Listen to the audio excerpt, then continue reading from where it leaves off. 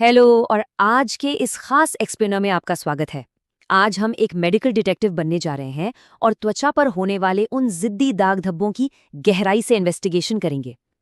लोग अक्सर स्किन की इन समस्याओं से परेशान रहते हैं, इनका सीधा असर हमारे कॉन्फिडेंस पर पड़ता है। लेकिन बहुत से लोग ये समझ ही नहीं पाते कि इन निशानों के पीछे का असली कारण क्या है। तो चलिए आज स्किन की गहराइयों में जाकर इस रहस्य से पर्दा उठाते हैं। आपको पता है, यहाँ जो सच में दिलचस्प बात है वो ये है कि ये कोई छोटी मोटी या दुर्लभ समस्या नहीं है।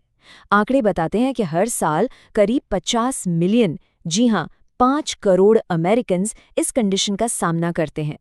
तो अगर आपके चेहरे पर कभी कोई दाना निकल आए तो इसे लेकर बिल्कुल स्ट्रेस मत लीजिए। ये इंसान के शरीर की एक बेहद आम प्रक्रिया है और इसे नॉर्मलाइज करना बहुत ज़रूरी है। लेकिन यहीं से एक सबसे बड़ा सवाल खड़ा होता है, क्या हर छोटे मोटे ब्रेकआउट या दाने का मतलब क्रॉनिक एक्ने होता है?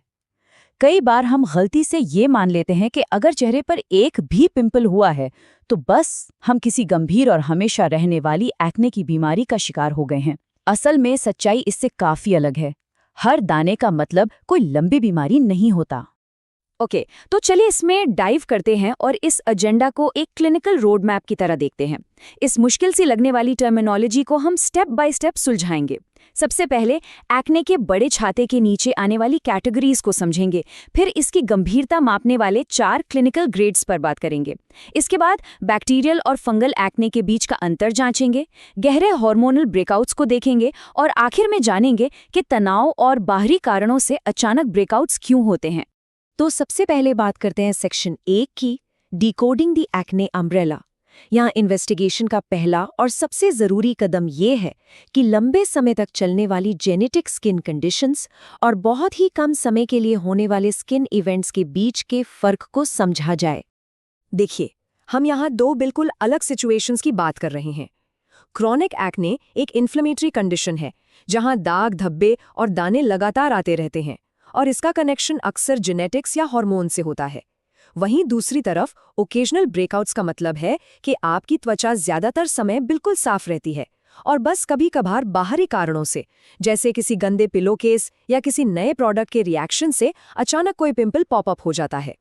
आइए अब थोड़ा बेसिक बायोलॉजी समझते हैं कि स्टैंडर्ड एक्ने आखिर काम कैसे करता है। एक्ने वल्गैरिस तब होता है जब आपकी स्किन के रोम छिद्र यानी पोर्स डेड स्किन सेल्स और बहुत अधिक तेल से पूरी तरह ब्लॉक हो जाते हैं। अब जब बैक्टीरिया इस फंसे हुए तेल को अपना भोजन बनाते हैं तो वहां सूजन शुरू हो जाती है, जो बाद में एक लाल और दर्दनाक दाने का रूप ले लेती है। अब आते हैं सेक्शन 2 पर, द 4 क्लिनिकल ग्रेड्स। अब जब बेसिक मैकेनिज्म स्पष्ट हो गया है तो सबूतों को छांटने वाले एक इन्वेस्टिगेटर की तरह हम इस कंडीशन को उसकी गंभीरता के हिसाब से 4 अलग अलग क्लिनिकल ग्रेड्स में बांटेंगे। इस क्लिनिकल प्रोग्रेशन को ध्यान से देखिए। ग्रेड 1 बहुत ही हल्का होता है, जिसमें मुख्य रूप से आपकी टी जोन यानी माथे और नाक पर कुछ ब्लैक हेड्स या वाइट हेड्स होते हैं। ग्रेड 2 में दाने और हल्की सूजन बढ़ने लगती है। लेकिन जैसे ही हम ग्रेड 3 और 4 तक पहुंचते हैं ना, सिचुएशन काफी सीरियस हो जाती है। इसमें गहरे और बेहद दर्दनाक सिस्ट बनने लगते हैं। यहाँ दाग पड़ने का रिस्क सबसे ज्यादा होता है और इसके इलाज में कुछ हफ्तों का नहीं बल्कि कई महीनों का समय लग सकता है।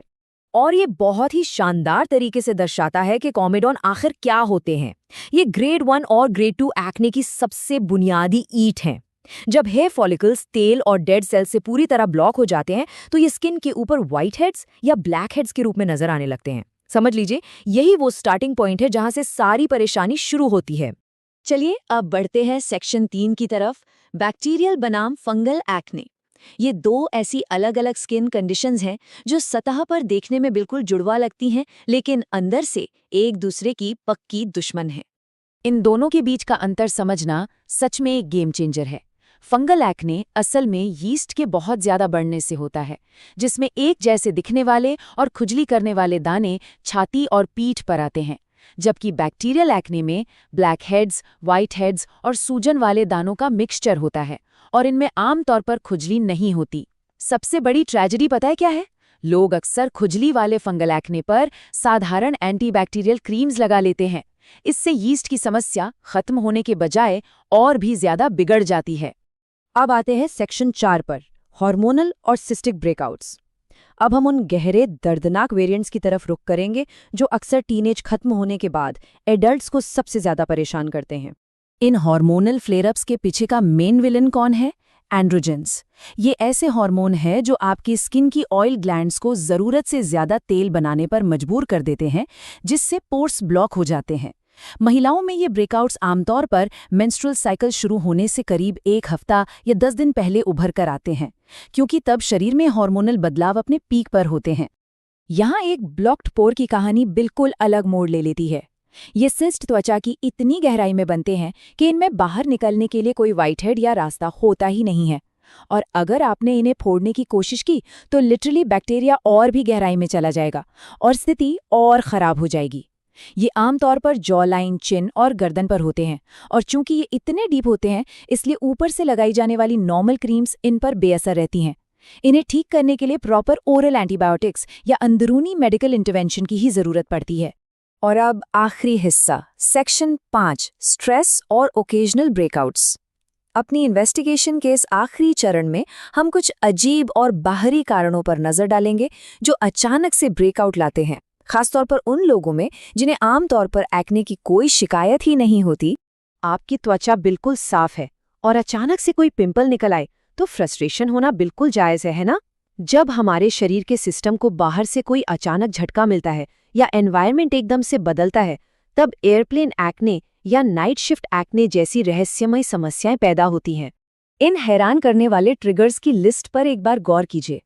नाइट शिफ्ट में काम करने से आपकी नींद और तनाव के हार्मोन यानी कॉर्टिसोल और मेलेटोनिन का पूरा रिदम ही उल्टा हो जाता है। एयरप्लेन के कैबिन की सूखी हवा आपकी त्वचा की नमी छीन लेती है।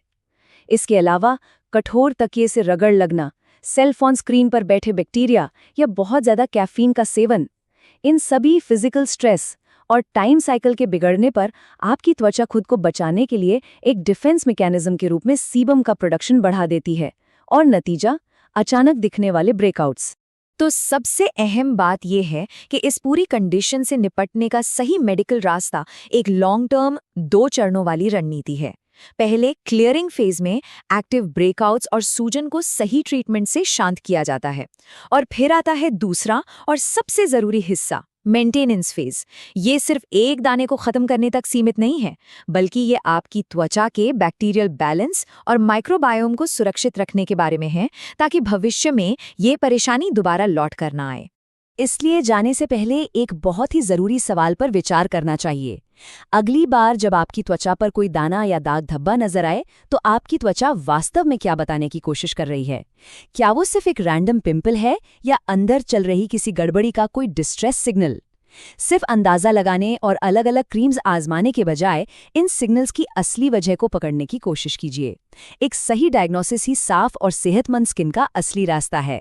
इस एक्सप्लेनर में हमारे साथ जुड़ने के लिए आपका बहुत बहुत शुक्रिया।